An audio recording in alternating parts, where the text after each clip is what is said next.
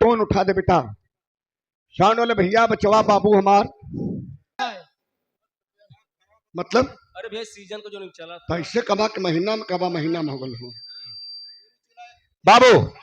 ठीक है इतने बोले सीटे ने देलाल कुर्सिया हरे लेला बचवा हमार भैया हरे लेला। अब आज गर्दा कबार जाना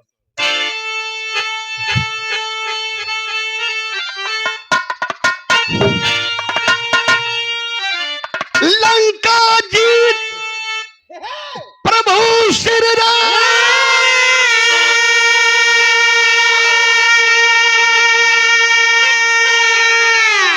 अरे आए अवधपुरी के धाम हर्ष में ए भैया हर्ष में सुरपुर डूबा शोकित हुए ललाम।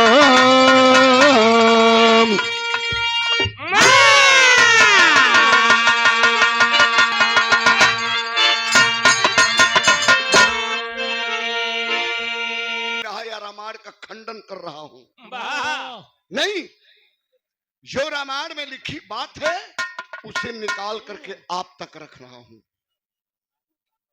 क्या क्या रामायण में लिखा गया है आप जानते हैं, पढ़े हैं, पढ़ते हैं, जरा सा गौर करिएगा। लंका जीत प्रभु श्री राम आए अवधपुरी के धाम हर्ष में सुरपुर डूबा शोकित हुए ललाम। राम का राज्याभिषेक हुआ, ध्यान राम राज कायम होगा। बाघ बकरी एक घाट पर पानी पी 5-7 लोग बैठल न कल राम राज तो होता लेकिन बेकार होता। शूद्र दलित गरीब मजदूर मेहनत कश अब तो ढिढोरा पिटवागल के अयोध्या में सारे लोग भोजन करें, रसगुल्ला खाएं, मलाई खाएं, पूरी खाएं, कचौड़ी खाएं, गुलाब जामुन खाएं। सारे लोग जात प्रजात ऊंच नीच गरीब दुखिया सब लोग खात हो। अब 5-7 लोग हर से खाए कि न तो जहाँ राम का सिंहासन रहो कोई सामने नीचे बैठल हुए सुरती बीड़ी करत हुए अपने में बतिया था कि राम राज होता लेकिन बेकार होता, राम राज होता लेकिन बेकार होता। राम के कान में वो गरीब लोगन का आवाज पहुंचल, राम मत बोलो लेकिन बेकार हो रहा है। क्या बेकार हो रहा है? राम तुरंत बुलवाए, ए इधर आइए, पुरुषोत्तम हूं, मर्यादा पुरुषोत्तम हूं। आज मैंने ऐलान किया कि अयोध्या में राम राज कायम होगा, तो बेकार क्या हो रहा है इसका जवाब खड़ा होकर देना पड़ेगा। दरबार भरा है, गरीब आदमी खड़ा हो गया। कल राजा बाबू हुआ मरबा न, राजा बाबू हुआ मरबा न, कल कतई नहीं। क्यों बेकार हो रहा है बता दे। तब जब बतावे लगल गरीब आदमी अयोध्या के दरबार में ये हमें से बिरहा मार शुरू हो गई। दे बेटा आओ दोनों।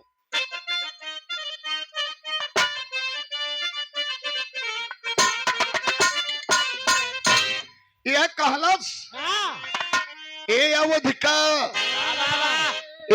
का बिगाड़ दहलस पनी आई सीतवा धोबिनी आई रघुबा।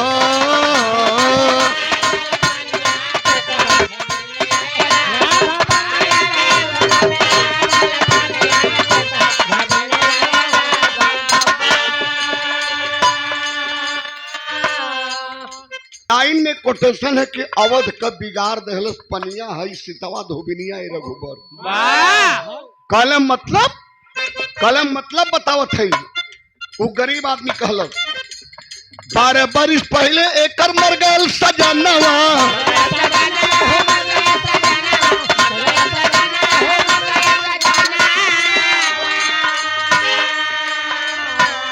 गर्भ ढोवे सतवा महीनावा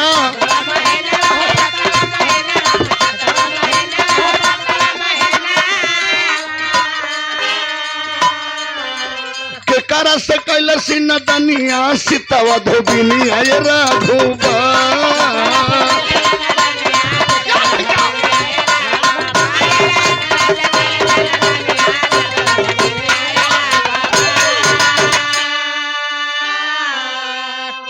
श्रीमान का राजा भैला 14 वर्ष तक अयोध्या की गद्दी खाली रही, सब मनमाना रहल, कोई के ऊपर कोई का अंकुश ना रहल।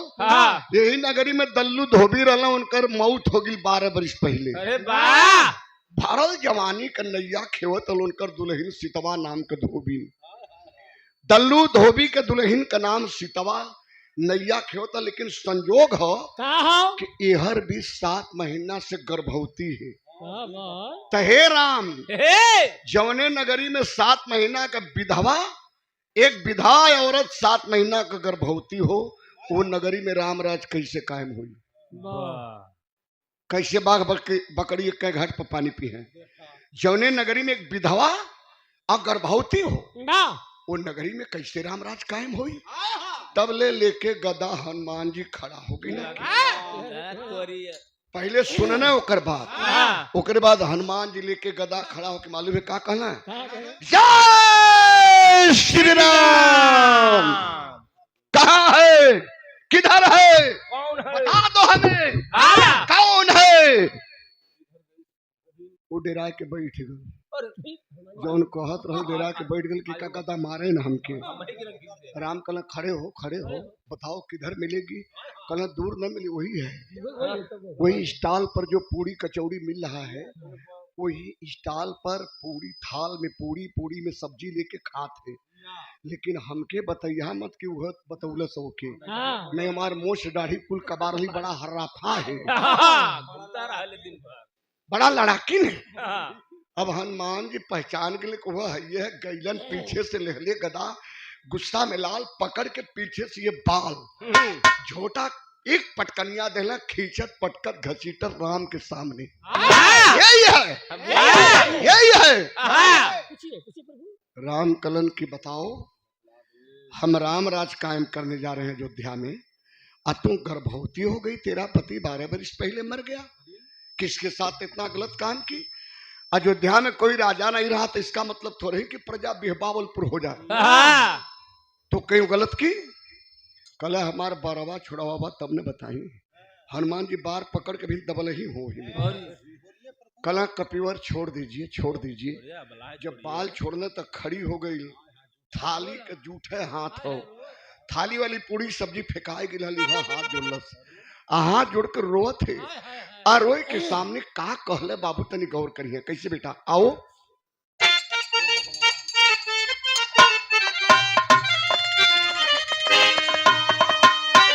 अरे जवानी का भार न सहाइल,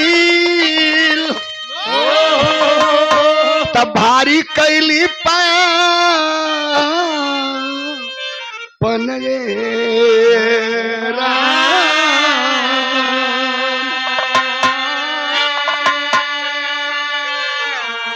छटक लगा डाले के हाथ में, अरे छटक लगा डाले के हाथ में, इन करके हवा बाप राम।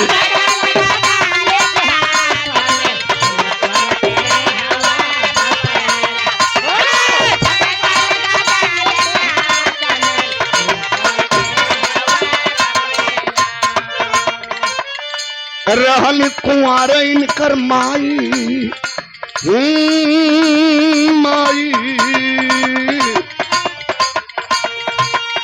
रहल कुंवर इनकर माई, कछे ना गईली खा इनये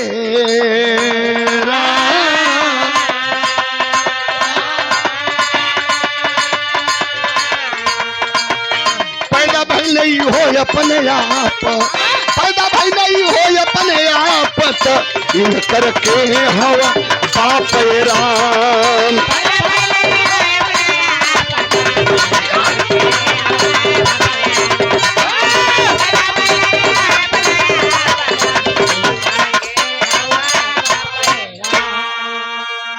जवानी का भार न सहाइल त भारी कली पापे राम।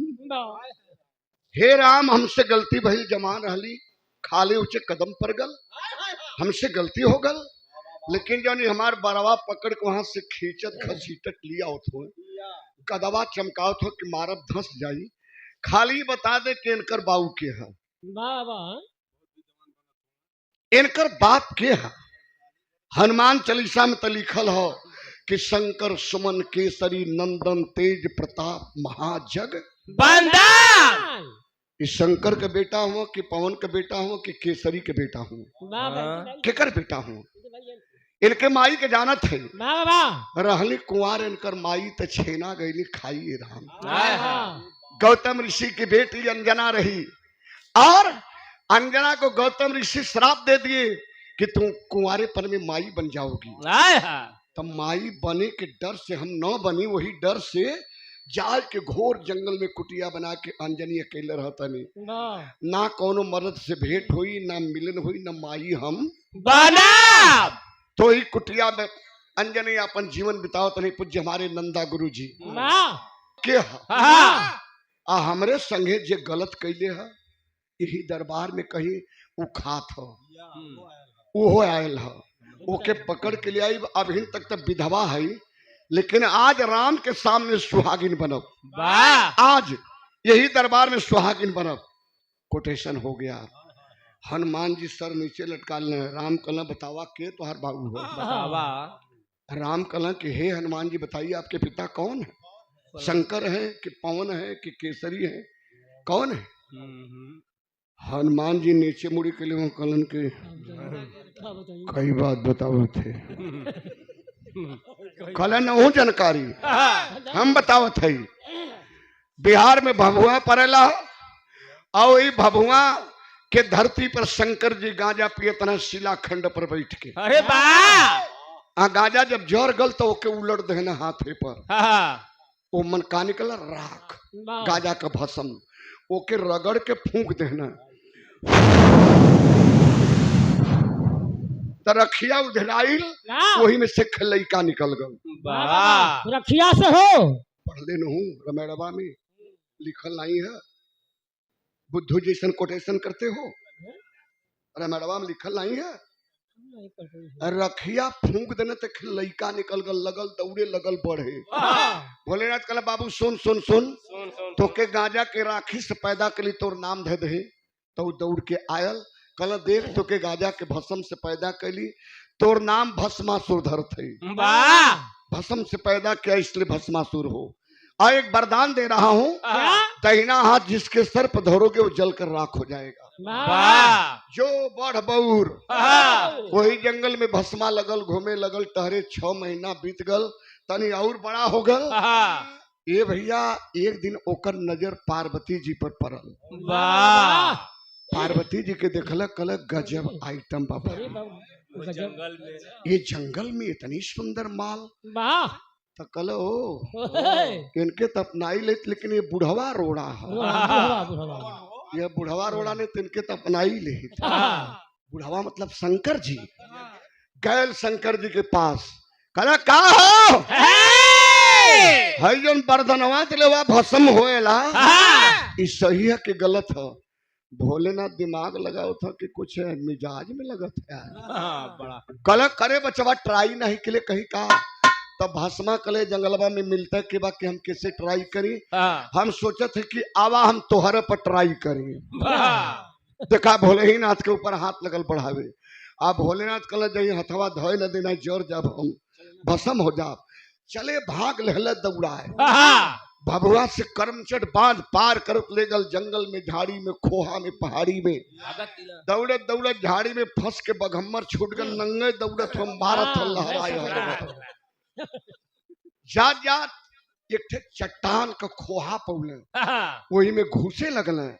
विष्णु जी देखत रहले। विष्णु जी कहले कि लगा था भस्मा जराए दी। बस मोहनी रूप बनाए के अटन से आए के विष्णु जो गुफा के गेट पर खड़ा होके लगल देह के ऐठ के तोड़े। अरे जान ले भी कार है। मर्दवा एकदम छछायल हुआ तो दिन तक छुट्टी लेके घरे चल जा। हाँ हो हम राम जन्म तू कथा जान ले भी गया। ऐसे देह में तोड़ा भैया जी। फूहर बात बोला लगा मंच पर। तो हर जान जाता तो चल जा मेहरारू खे का एकदम छुट्टी लेके। हमके देख के जान अपन मद्दा। ए भैया विष्णु जी लगने दे ऐठे आ तबले भस्मो दौड़ा लावा था। दौड़ा लावा था देखले तो रुक गल। अरे आई गइलो तो हरे बदे बुढ़वा के दौड़ा उतार ली। तू भला भल की आई गइलो। तब विष्णु जी कहलन कि आवा चलल जाए। जाए तो गांजा भागा पी वाला आदमी हुआ बुढ़ा पुरनिया छोड़ा उनके आगे लेके गई ना विष्णु जी तो भस्मा लगल नुनुआए। विष्णु जी मतलब समझत हो कल सुना देह मत तोरा। भोलेनाथ पर हम प्रसन्न तब होतली है जब गड़थैया नाच नाचतल है तब भस्मा कल हमहू नाच देव। खाली बतावा कल दहिना हाथ सर पर रखा बाया हाथ चूतर पर रखा और तब ठुमका लगा तब गणथैया नाच हो जाई। भस्मा कल यूं खाली इतना तई हम कई ले। चंद्रिका कभी लिखले ना रामदेव गुरु गोवले ना जब काम प्यासा बढ़ती है तो आत्मबल खो जाता है। जिंदा रहकर मानो मुर्दा समान हो जाता है।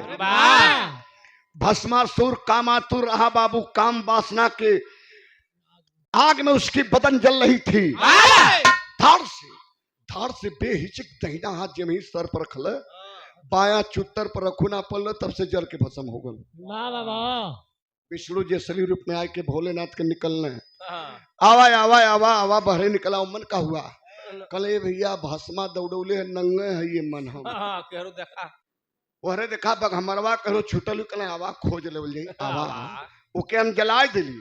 बड़ा चेरोरी के बाद जब निकलना तब जहाँ भस्मा भोलेनाथ के घुसरले रहल वह जगह आज गुप्तेश्वर नाथ गुप्ता धाम बिहार में जहाँ कुल फालतू गांजा पिए वाला जाना नहीं हो हर लोग जाना दर्शन करे जाने भैया। बड़ा प्रसिद्ध स्थान है। पूछा डॉक्टर साहब से भभुआ में जहाँ पैदा हुआ भस्मा वो जगह नाम आज भी भभुआ और जहाँ भोलेनाथ के घुसरले वह जगह गुप्ता धाम। अब जंगल में चल रहे विष्णु जी और शंकर जी। बार बार शंकर जी कहे कि कौन रूप बनौला क्योंकि जरौला कौन रूप बनौला क्योंकि जरौला मजबूर के लिए तब विष्णु जी मोहनी रूप बनौला तब मोहनी रूप बनौला तब मोहनी रूप में विष्णु को जब भोलेनाथ देखल तो उनकर कुल इंद्री डोल गई वीर अस्खलित होए लगल। इंद्री का होले भैया नाइट फॉल होए लगल। और खोल के बताई तो के अब भोलेनाथ का जब वीर अस्खलित होए लगल तब धरती चिल्लाए लगल बाबू ये को बूंद न गिरे नहीं तब बर्दाश्त न कर पाई। आसमान थरथरा था कि हर मत फेंकिया जा दोना बनाए के विष्णु जी भोलेनाथ के वीर को रोप लिए। आज जब रोप लिए तब वही जंगल में लगल लोग सोचे कि वीर के देवल जाके के कहाँ धरल जाए। जहाँ मोहनी रूप बनाए बिहार में वह जगह आज भी मोहनिया है। वहाँ का कुल सामान सुंदर होला। सामान हीरोइन पहले बिकत अब कम हो गई। ए भैया अब वही जंगल में खोजत खोजत अंजनी मतारी के कुटिया पर लोग गई जहाँ मरद के डर से अंजनी छिप करके अपनी जिंदगी जोगन बनकर जी रही थी। जोगन जैसे जिंदगी जी रही थी अंजनी माता। गए कहे कि हम लोग ब्राह्मण है टीका त्रिपुंड मारे हैं पानी पिला दो प्यास लगी है। अंजनी ले के लोटा का पानी बहरे निकलनी तो कहला लोग कि तो गुरमुख भइल हो तोहार कान फुकायल कल बाबा जिंदगी में पहली बार मर्द आप उनके हम देखली कोनो मर्द के हम देखली ना आज तक पिताजी के श्राप से ही हूँ। कल ठीक है तो आइए तो के गुरुमुख कल जाई तोरे कान में हम लोग गुरुमुख कल जी गुरु मंत्र देवल जाई। तो अंजनी बगल में लोटा का पानी धई के ऐसे कान के बैठली तो एक जाने वीर वही कान में दोना वाली डाले लगल तो जब वीर डाले लगल हैं तो वही कुटियावा के दरवाजवा पर एगो पेड़ हल, पेड़वा पे एगो बानर बैठल हल। बनरा झांके लगल,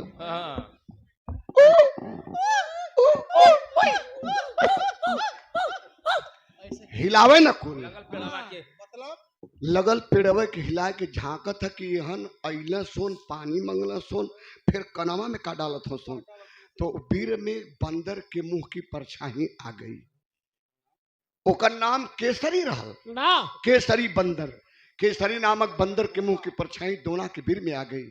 आ वह वीर जब अंजनी के काने में डलने लोग तो वो चल गल गर्भाशय में, हनुमान जी अंजनी माता के गर्भ में आएगी ना। ये रामायण में लिखल है।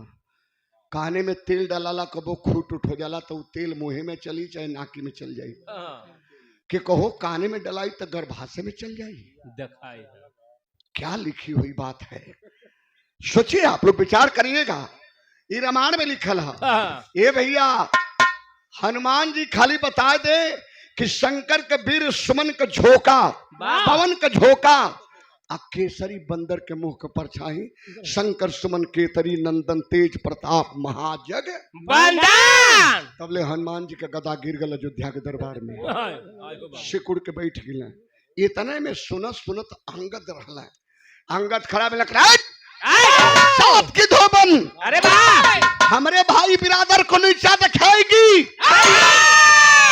अंगद नाम है मेरा, बाली का बेटा हूँ, अरे वाह, दबा दूंगा पाताल में चली जाएगी। अरे वाह, वही अंगद हूँ। बाबा एक बार लंका में जमा दिया था पैर, बाबा रावण के बड़े बड़े वीर हिला नहीं पाए। बाबा तुझे अयोध्या में दाबूंगा तो धरती में धसा दूंगा। कल के हुआ अंगद, ये बाबू हमारे को बात सुनला, ओकरे बात दबैया हम दब जा धस जा। का कले बा तरकीब बदल गिला। आ बेटा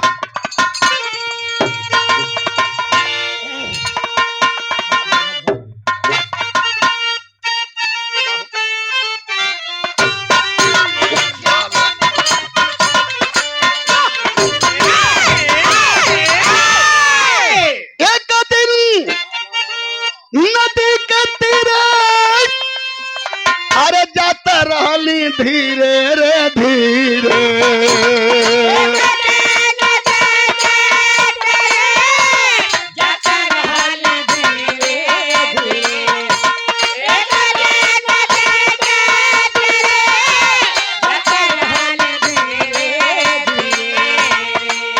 अपने आँखी देखली,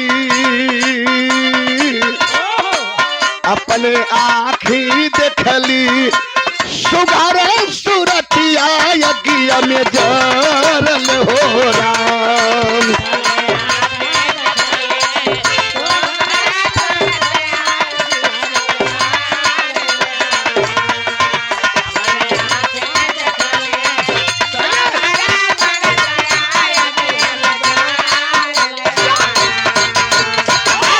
ए अंगद, हमें दबा दिया राम के दरबार में धोबिनिया कहल, दबा दिया दब जाब, लेकिन अपने विषय में तुमसे सुन ला।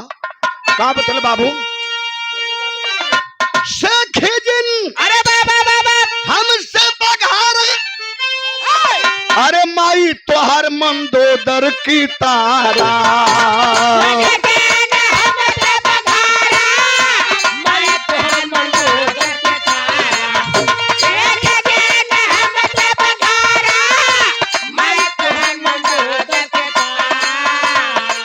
तनी बता दा हमकी, तनी बता दा हमके, बाबूजी का नौआ तोहरे न जान ले राम।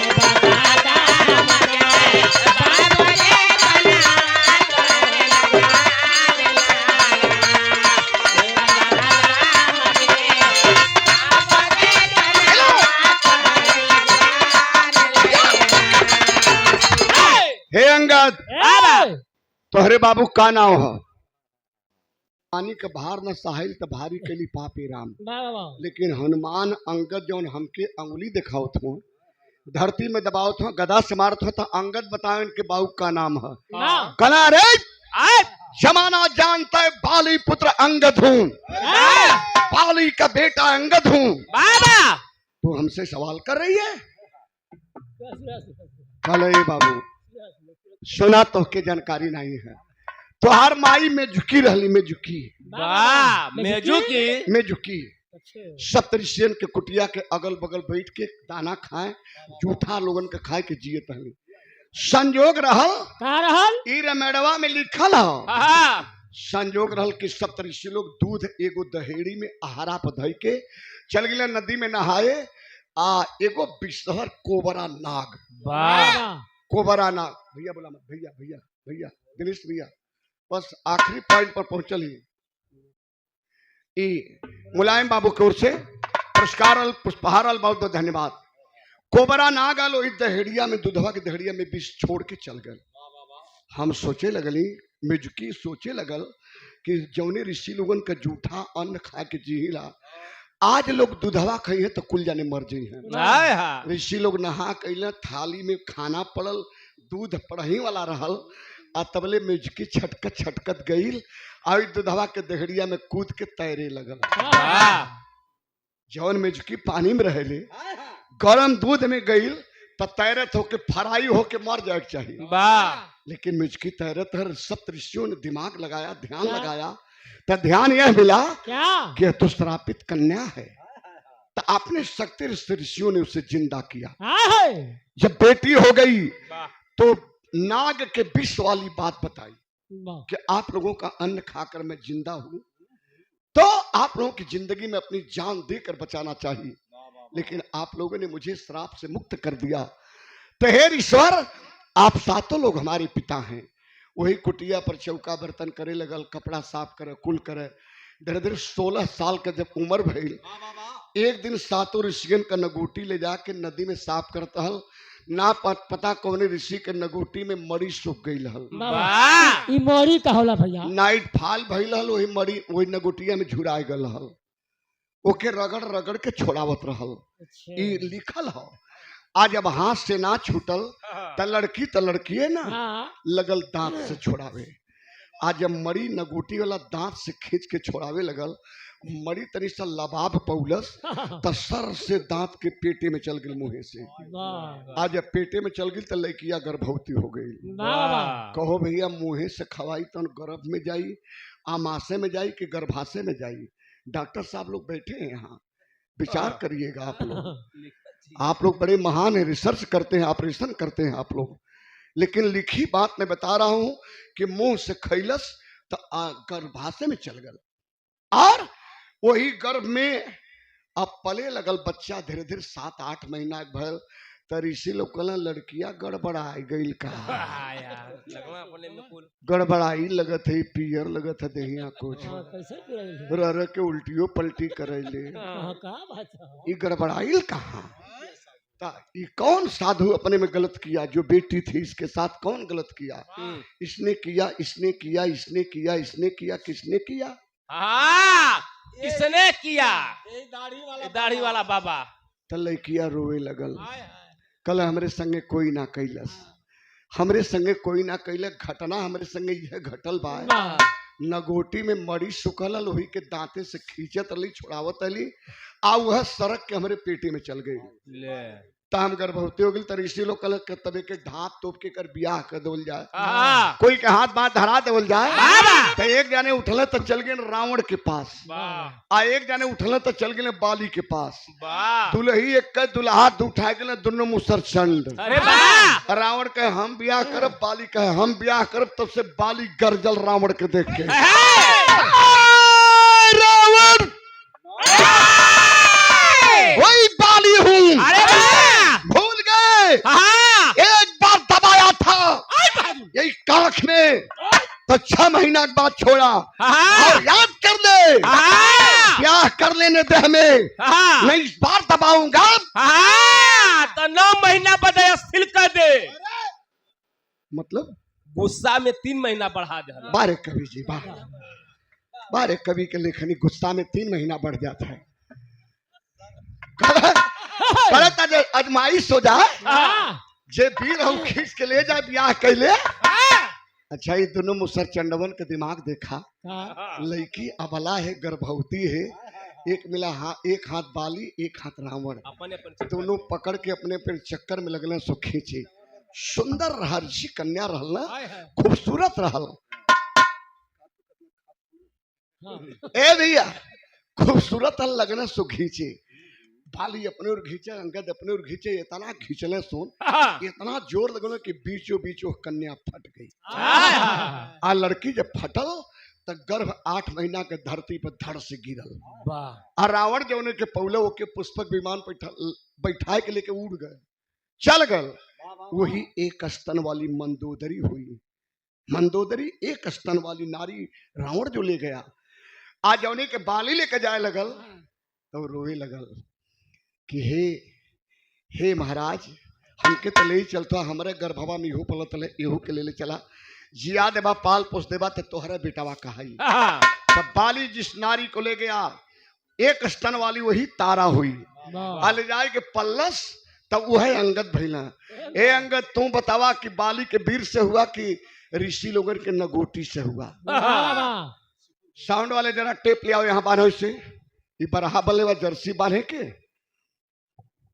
हाथ ही में फंस गया तो खराब हो गया। अब तक अंगद सिकुड़ के जो ही बैठल है, और तब तक वही दरबार में सिंहासन पर खड़ी हो गई सीता मैया। जगत नंदनी सीता जी खड़ा होकर के डांटने लगी, ऐ दो कौड़ी की धोबन, अब अगर हलक से जुबान निकाली तो हलक से जुबान खिंचवा लूंगी।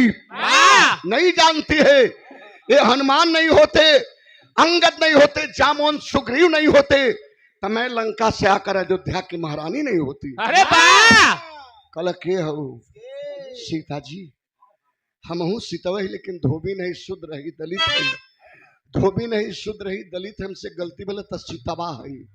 आ तू राम का मेहरारू तो सीता जी हो। तो कल ए सीता जी, हमारा हलक से जुबान मत खिंचवाओ बहिनी, तुम अयोध्या का महारानी हो, हम के धोबी नहीं, हमके जमाना जानता कि हम धोबी नहीं, लेकिन तू का हो जाने लू तो के पता ना हो का करे मास्टर।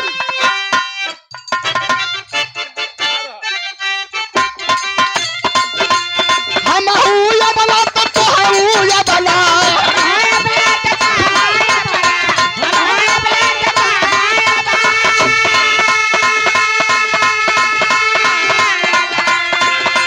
हम हूँ या बला तो तू हूँ या बला, ऐसे दिल बोला बात हमारी रानी, हमारी रानी, पता नहीं हूँ कौन जात हमारी रानी।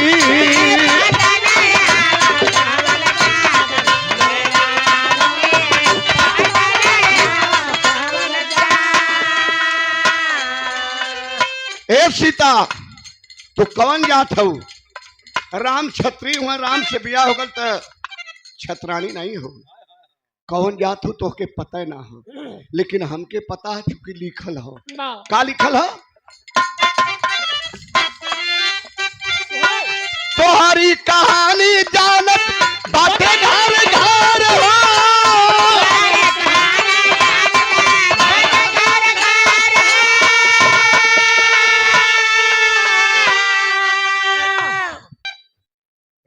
भैया आराम से हम तो धोबी नहीं है, गरीब है, शुद्ध रही, अबला है, सबकर मैल कुचले धोए वाला है, लेकिन तू तोहार कहानी का है? धर बेटा,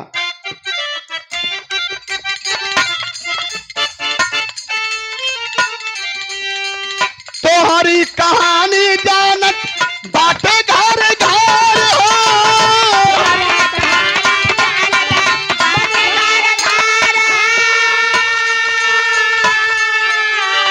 राजा जनक जी से लावत हार हो,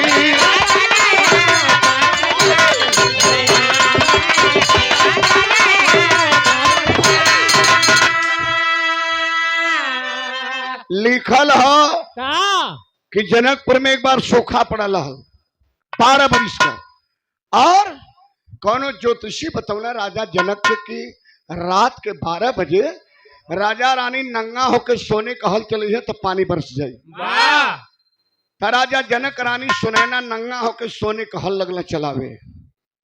हलवा चलाओ तो वही हलवा के टोड़वा में तन से एगो सोने का घड़ा फसल। वाह आए सीता राजा जनक को घड़ा के निकलवाए के ले गिले। महल में जब खुलौले तो इस सोने के घड़ा में से बुचकी भर के तो निकल लो।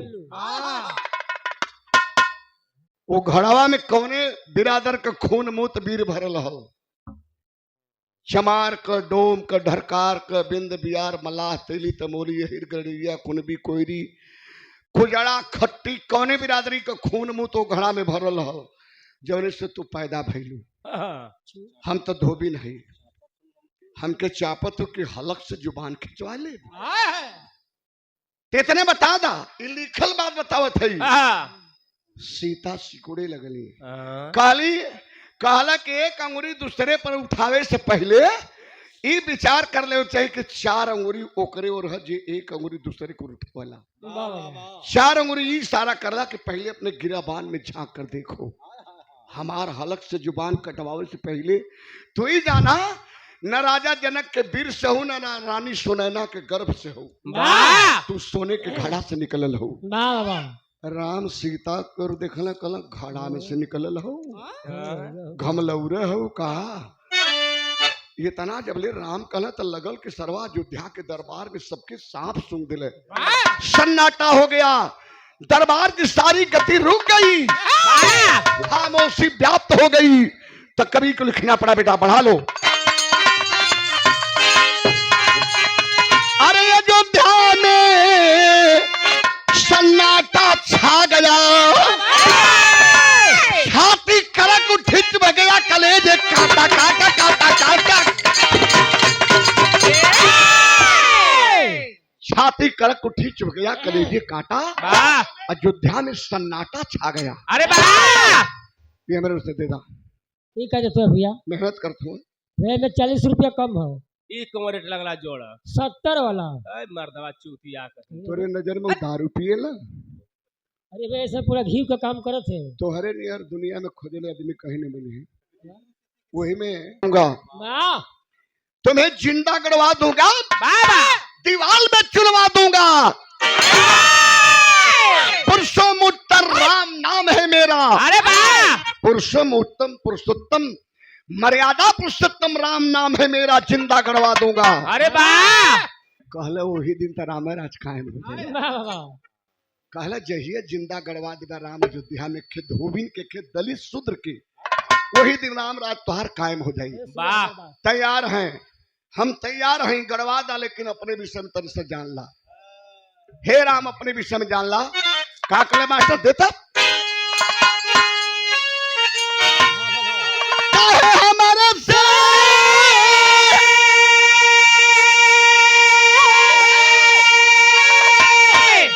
हमारे सिर पतला रार हो कबार दे बगालल मुर्दा।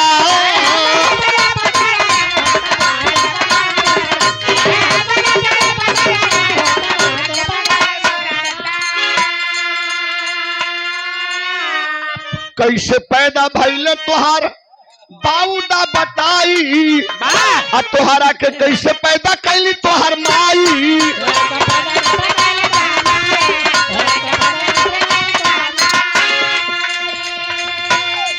हवा खिरिया से पाई तुहार हो कबाल दे बगाल मुर्दा।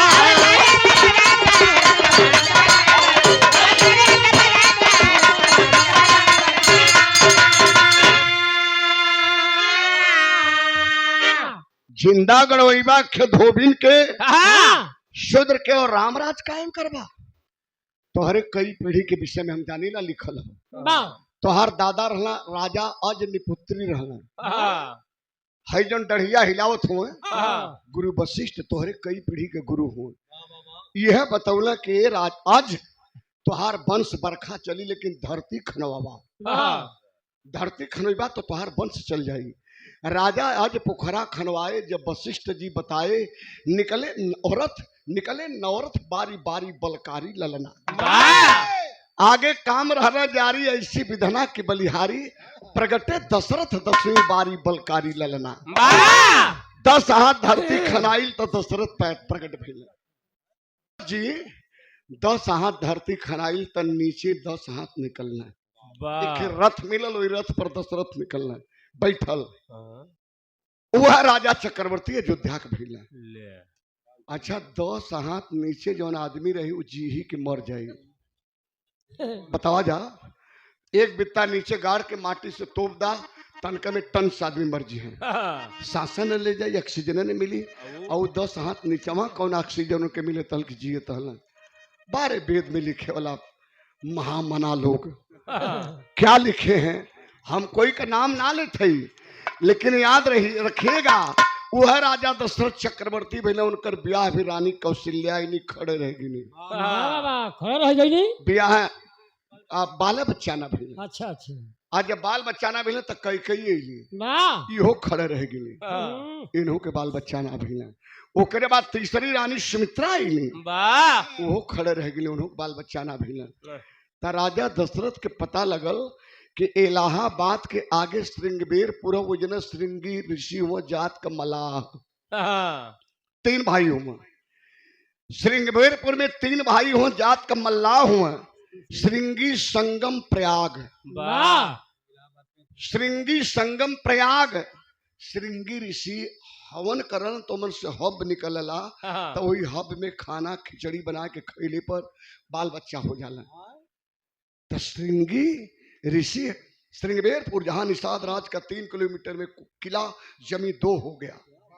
और श्रृंगी ऋषि कहां खबर गई, संगम के नाम पर आज तीनों नदियों का संगम है, गंगा जमुना सरस्वती। प्रयाग के नाम पर प्रयागराज जिला बन गया। ये प्रयागराज निषाद रहे श्रृंगी ऋषि का भाई, और संगम निषाद रहे श्रृंगी ऋषि का भाई। गौर करिएगा बाबूजी, मैं उधर नहीं जाना चाहता हूं, लेकिन श्रृंगी ऋषि कलन के अपने 3 रानियों को 45 रात मतलब 15-15 रात हमारे आश्रम में भेजिए। उता जो करूंगा, यज्ञ करूंगा, उसके बाद जो है बाल बच्चा की प्राप्ति हो जाएगी। 45 रात रानी बितौली, ओकरे बाद आगे कैलन तो मन से हब निकलल, कलह में खीर चाहे खिचड़ी बना के खियादा, रानी गर्भवती हो जी। तो ये हब में जब खीर बनल तो 3 रानी खैली, तो राम लक्ष्मण भरत शत्रुघ्न पैदा हो गई ना। कोई खिरिया से हो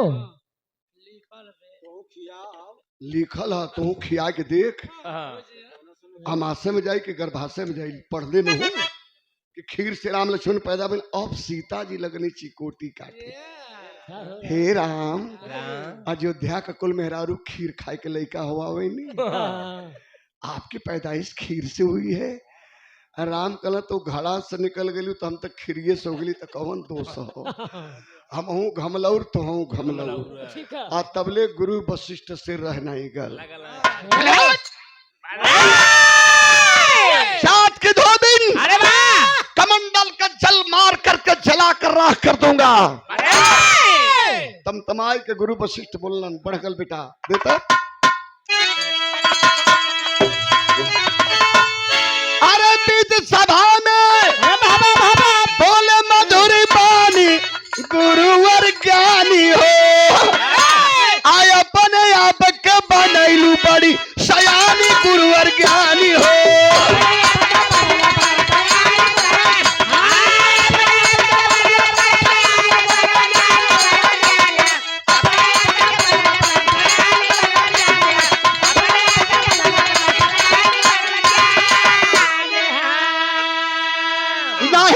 सजाए होई नहीं होई फांसी हो, साफ साफ तो बया कर दे, धर्म कहाँ बेनाशी हो।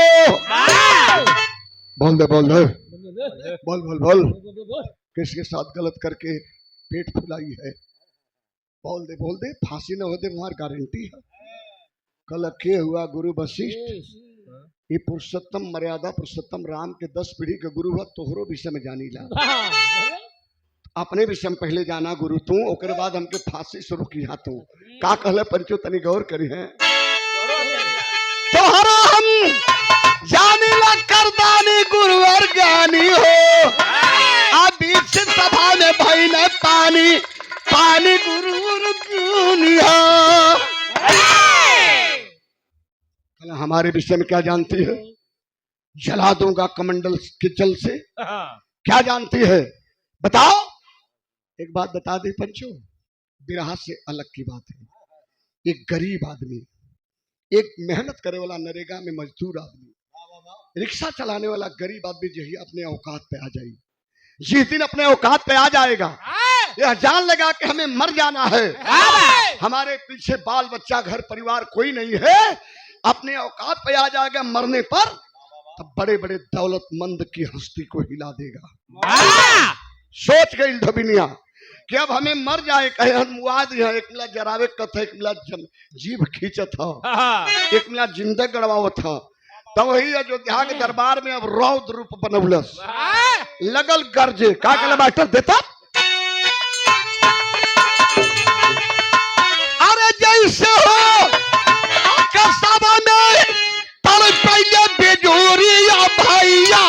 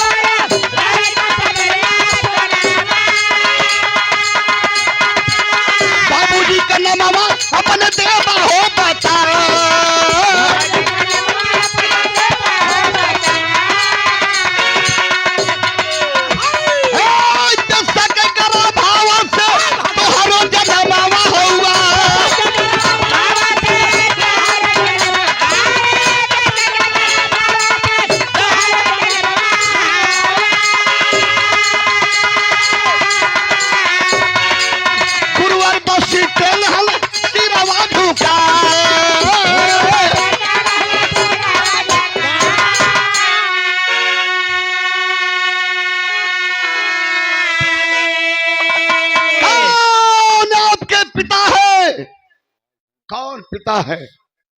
आपके पिताजी कौन है? बताओ गुरु, ये राम के दरबार में बता दीजिए आपके पिताजी का नाम क्या है? ना मर्यादा पुरुषोत्तम राम का नाम बता दा गुरु जी, बड़ा गर्जत है, बतावा बतावा बतावा बताओ आपके पिताजी का नाम क्या है? गुरु जी सर झुकावत हो तब से कल ही का बताइए, हम बताओ थे। इनकर माई इंद्र के दरबार का नर्तकी रहनी कसबिनिया, मोजरा कर वही मोजरवे करे में कहीं सेवा ले ली और वही सेवा में गर्भ में आ गया।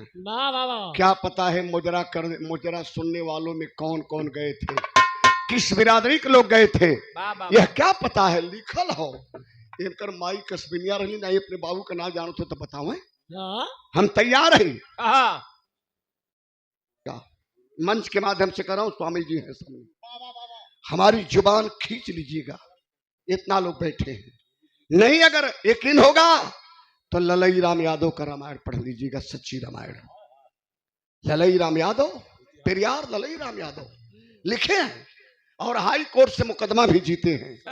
नहीं रहे दुनिया में नसूरी यादव, नहीं अब तक इस समाज का फिजा कुछ और हुआ होता और इस बिरहा की मर्यादा कुछ और होती मेरे साथियों, लेकिन दुनिया में वो नहीं रहे। बड़े अचके में हम लोगों को छोड़कर कहो गुरु तो ही जब खामोश हो गिला तो राम राज कैसे कायम हुई? कैसे राम राज कायम हुई? तो हम लौरा हुआ का गुरु तो हूँ घमलौरे में हुआ कल अब कहत बा तो मानी ला ओके का करे हम कहत बा हमके तो मानी ला कल मान का झूठे ले ही वाह बतैबा ना तू कल का बताइए माई रह तब ने पूछित कि तू हमके कर बेटवा है माई है ये नहीं माई रहती माई असली बात बताओ नि कि हमारा बेटा के कर है बाऊ का जन है बाऊ तो मजा ले है ना निकल गई है बाऊ मजा ली है निकल गई लेकिन माई जाने ली कि असली बेटा के कर है कल राम तब गुरु वशिष्ठ कल यह बताओ रामराज कैसे कायम हुई कल हाँ हम बताई आखिरी प्रमाण है 2 लाइन में पंचोतनी का गौर करी है आखिरी प्रमाण 2 लाइन में क्या है कहला अयोध्या में रामराज वही दिन कायम हो जाई जहिया समता मूलक समाज का स्थापना हो जाई न भेद न भाव न छुआ न छूत न ऊंच न नीच का चमार का ढरकार का खट्टी का कुजड़ा का डोम वहां से सब एक आया वहां सब एक आया परम पिता परमेश्वर सबका मालिक यहाँ आने पे हमें आपको धर्म के ठेकेदारों ने अलग अलग जातियों में बांटने का काम किया यहाँ इले पर 4 वर्ण बन गए शरीर का धोबिनिया कला की बड़ी इस शरीरिया का चकबंदी हो गई हमके कोई पानी से जलावत है कोई जिंदा गड़वावत है कोई हलक से जबान खींचा था कोई गदा मार के धसावत है काहे से कि हम गरीब है अछूत है शुद्र है तुलोन का गंदा धोइला धोबिन है यह ना लेकिन हाई जे हाई जो हेड हो ये पंडित जी हुआ इस सिर के पंडित जी मानल गए 4 वर्ण हो ये भुजा के छत्री मानल गल और पेट वाला हिस्सा बैस जहाँ बनला गैस तो बंदी मत बैठा हुआ भैया आ कमर के नीचे जौन हो शूद्र तक के करे पास कमर नहीं है पैर नहीं है जेकरे पास पैर हो वो शूद्र हो जे अशूद्र से सारा संसार हो कुल खजाना शूद्र में हो असली खजाना शूद्र के पास हो शूद्र से वह कटवाए दा अरे भैया चुन्नी कटल छुन्नी कटल तो मुसलमान बनावल गए वहां से कटल कटावल ना आयल यहाँ काट के खतना कई के मुसलमान साबित कल गल जला भैया ना और जिकरे पास बैस हो जो बैस से पेट है सब बैस है जिसके पास भुजा है सब क्षत्रिय है जिसके पास सर है सब ब्राह्मण है याद रखिएगा आप लोग पढ़िए विचार करिए 500 लोग सुनत हुआ अगर 100 लोग भी हमारे बिरहा के फॉलो कैले बा हमारे बात समझ जीबा तो धरती बहुत जल्दी कायाकल्प हुएला बहुत जल्दी आप बाबा साहब के बात के कुल याद रखिएगा 1 रोटी कम खाइएगा 2 दर्जे का कपड़ा पहन लीजिएगा लेकिन अपने बच्चों को पढ़ा दीजिएगा अपने बच्चों को पढ़ाइएगा आपकी बिगड़ी बन जाएगी मेरे साथियों आपका बच्चा पढ़ा लिखा होगा तो तेवर बदल जाएगा लेकिन का गरीब का बच्चा पढ़ी हो भैया यह एक ऐसा देश है जो देश में कि शिक्षा पर भी जीएसटी लग गई शिक्षा पर भी जीएसटी लग गई इतनी महंगा कॉपी किताब फीस हो गई का गरीब अपने बच्चों की पढ़ाई है क्या भारत विकास करेगा विचार करिए मेरे बिरहा सुनील बाबू लोग कजरवा टिकुलिया छिनरी बुजरी का बड़ा बिरहा गाई लजा आप लोग आनंद लेवला लेकिन बिरहा के माध्यम से बताना चाहता हूँ वो कहला कि रामराज वही दिन कायम हो जाई धुबिनिया का कल बेटा आओ एक घाटे पानी पिए बाघ बकरी माफ कई दा भगवान तू न दानी हमारी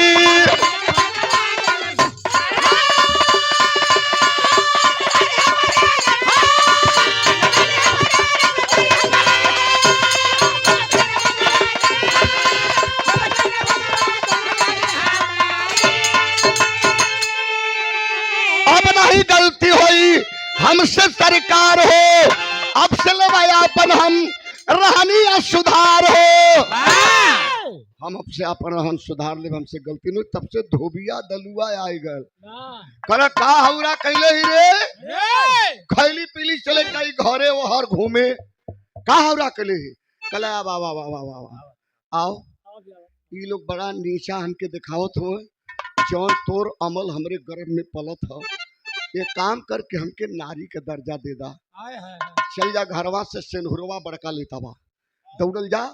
दौड़ल गल दलुआ धोबी लेके बड़का पहले लंबा लंबा सिन्होरा रहे, हां वह सिन्होरा लेके आयल, ओहिमे से 5 चिटकी सिंदूर निकाल कोई राम के दरबार में कहला कि 5 चिटकी सिंदूर ई मांग में भर दा, अभागिन से सुहागिन हो जाई, विधवा से सुहागिन हो जाई। बाबा तब तक कोई अंगुली ना उठाई अयोध्या के लोग।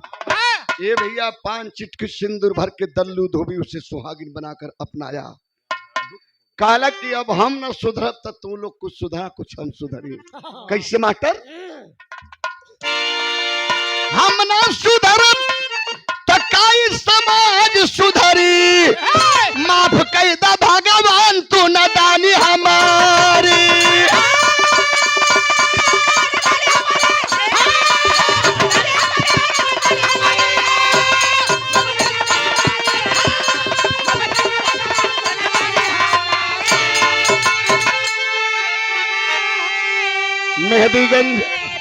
मेहदीगंज राजा तालाब से गुरुदीन मोहम्मद राम सेवक सिंह सुबदन की बानी कथन करें भरी दौर सन्नंदा गुरु जी ज्ञानी।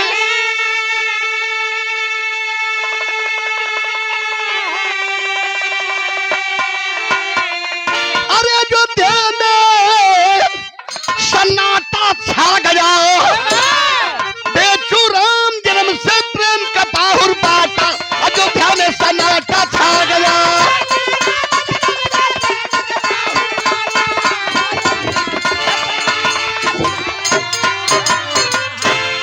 बहुत बहुत धन्यवाद।